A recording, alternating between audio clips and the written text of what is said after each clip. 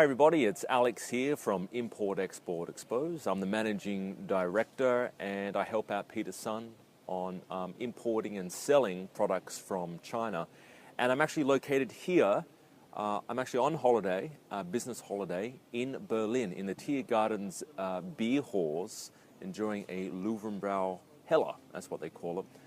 And the reason I'm making this video today is we're getting emails from some of our subscribers asking us questions like, how do I start an import-export business? How do I go about even finding quality factories or suppliers in China? And how do I find out whether or not these factories are reputable and trustworthy for me to actually pay them money? So the reason I'm making this video today, just to give you a bit of a, I suppose, just a quick few pointers on not only locating quality suppliers and factories, but also just screen testing these factories. How to find out whether or not they're reputable or whether they're bad apple factories that will take your money and do a runner. So first of all, let me just start by saying the import-export business is a business that allows a lot of freedom, especially if you're wanting to work from home. Maybe you have kids, maybe you want to spend more time with your family, or maybe just doing the things that you want to do. I'm here in Berlin. I'm working at the same time, answering emails, fielding questions, looking after my clients. And if you had an import-export business, it would pretty much be the same sort of, you'll be in the same position, allowing you more freedom because you'll just be checking your emails, maybe looking for new products to source from China and import those, and maybe looking at new ways on which you can sell those products online as well as offline. So let's get started. If you are wanting to import, first of all, you have to select a product that you want to import. That's quite obvious, right? And some people are still hung up on the product that they want to import. If you are one of those people, don't let that concern you.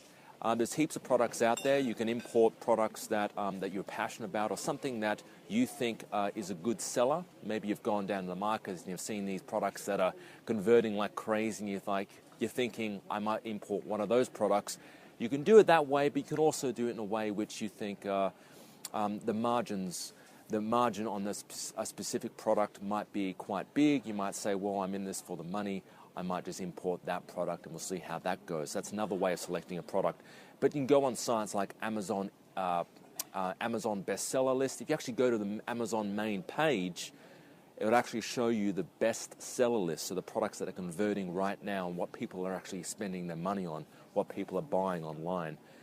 You can go to eBay Pulse, which is an eBay site. You can go to Pulse, where it'll show you what people are searching for on eBay and what people are looking to buy. You can also use sites like Google Keyword Selector Tool, which is a free tool which allows you to find out what people are actually Googling right now. There's heaps of other free tools. If you ever come to one of our free seminars that Peter Sun runs at Import Export Exposed, Peter gives you a big range of products, finding products that people are wanting to buy. There's heaps of ways of going about it, but that's just a starter. The next step is finding the factory. You can use sites like Global Sources, MadeInChina.com, Hong Kong Trade and Development Council, even AliExpress, or even go to the Yiwu Fair and find products online using sites like those.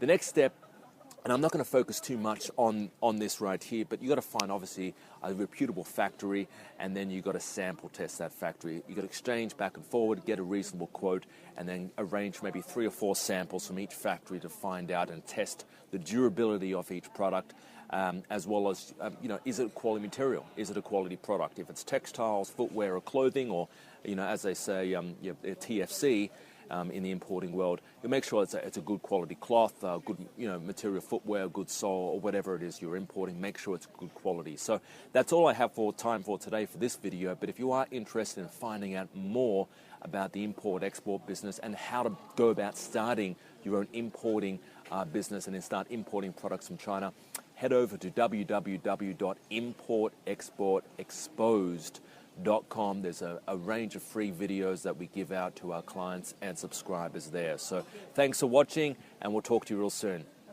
Tschüss.